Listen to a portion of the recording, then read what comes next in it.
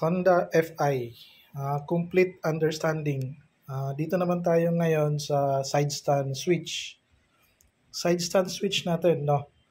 Ang connection ng side stand switch natin, papunta dito. Kung may makita kayo sa harness niya, sa may batok ng mga Honda, no? Sa may mga batok niya, cover doon, tanggalin nyo lang yun, doon makikita mo yun. O kaya doon sa may frame nakakabit na malapit sa ignition, doon din minsan nakalagay doon. Kaya yun yung terminal niya. Parehas ang kulay niya kasi parehas na negative lang itong dalawang to. Green, stripe white. Yan yung side stand switch natin. Naka-connect naman ngayon dito. Ang trabaho ng side stand switch natin, kapag naka-disconnect siya,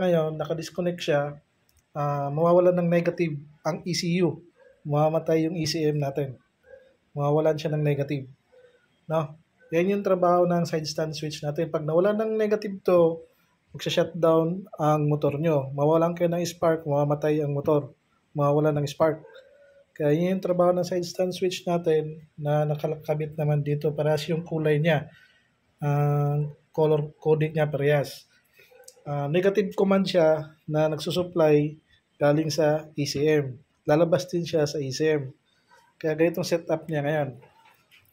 Yung wire na nandito, ito yung magiging flow niya. Ito yung lalabas negative naman dito sa ECM. Lalabas ng current niya papunta doon sa switch. Kapag nakatayo yung stand natin, itong dalawang to magdidikit to. Mag-on ang switch niya kapag nakataas yung side stand. Yung negative na to, ang flow niya, ang current niya papunta dito. Kapag naka-on siya, lalabas ngayon dito yung negative mo, papasok ulit sa ECM. Kaya lalabas sa kanya negative, papasok naman sa kanya negative din. Kaya lalabas sa kanya ang negative. Hindi pa ito yung main ng negative supply ng ECM. Papakita ko pa sa inyo kung saan nanggagaling yung negative supply ng ECM. Marami na akong napapakita sa inyo yung positive command nito. Ngayon naman, negative command naman to. Ngayon, ang command naman ngayon nito, no, sa linya na to, naka-negative siya. Dito. Negative dito.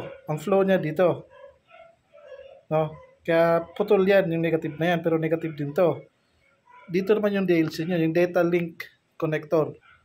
Yung data link connector nyo, ito yun. Ito yun, dito sinasaksak yung mga diagnostic tools. Yan yung lock natin sa taas, yung lock natin. Yan sa taas, ganyan kayo magbasa ng mga positioning ng mga terminal. Ang lock dapat nalaging nasa taas. Yan, laging nasa taas yung lock. Negative yan sa taas. Nakakonect yan dito sa wire na to. Na papasok naman yung negative dun sa ECM. Kaya minsan, ingat kayo sa pag-jumper nito kasi baka magkabaliktad yan, masisira natin yung ECM mismo pag nagkabaliktad yung jumper nyo. Kaya ingat kayo dito sa yung ginagamit, hindi diagnostic tools, jumper, ingat kayo nito. Kaya yun yung flow tsaka command ng side stand switch natin sa mga Honda FI. Nanggagaling yung negative dito, papasok sa switch. Pag naka-on yung switch, papasok naman siya ngayon dito sa ECM. Babalik siya sa ECM.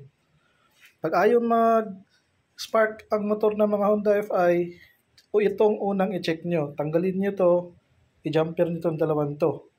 Pero mas mainam kung mayroon kang tester, na ganito, dalhin nyo siya ngayon sa DC.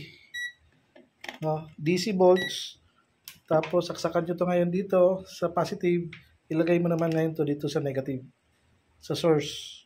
Naka-on yung susian ng motor. Kapag walang lumabas na negative dito, hindi ito problema natin. Wala na siyang command nang gagaling sa ECM. Hindi switch ang problema natin. Hindi side stand switch ang problema natin, kundi wala nang command na manggagaling sa ECM. Wala nang lumalabas na negative dito. Kaya hindi na dito ang sira sa kanya sa side stand. Kaya madali lang siyang i-troubleshoot. No? Ganito lang gawin niya. Ulitin ko para sigurado. Kumuha kayo ng multitester. Huwag kayong gumamit ng test light kapag naghahanap kayo ng negative sa mga Honda FI. Huwag kayong gumamit ng test light. Gamit lang kayo ng multitester, safe na yon. Pumunta lang kayo sa DC. And DC volts 20. DC, kabit mo tong kulay itim o kaya baliktaran, wala problema. Kabit mo yan dito sa linya na yan, o dito sa terminal na yan, kabit mo yan, at ikabit mo to sa positive, sa ECC, o kaya sa battery ng positive ito, kulay pula. Kapag may lumabas ditong reading, ibig sabihin may lumabas na current dito, may lumabas na negative. Kaya malaking chance na itong sira sa atin.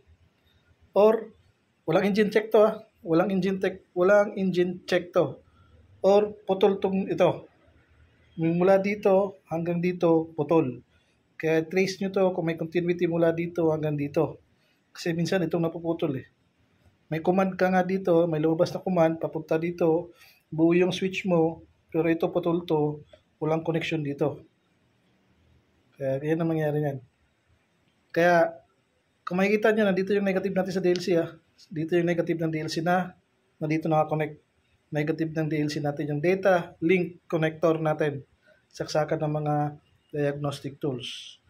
Yan yung side stand switch ng mga Honda. Yan yung schematic niya. At kung paano siya i-troubleshoot, kung sira ba to o hindi. Ngayon, pwede ka rin gumamit ng ganito, continuity.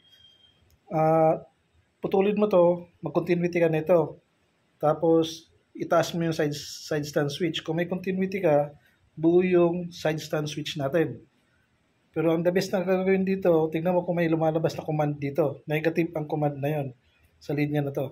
Ang flow niya papunta ron sa switch. Kung may lumabas na negative dito, galing sa ECM, ang problema mo ito o kaya ito. Pero kung kompleto naman, mayroon to, goods din tong linya to papunta dito, hindi ito ang problema natin. Maghanap ka ng iba kung bakit ayaw mag-spark ng motor. Huwag mo na gawin suspekto.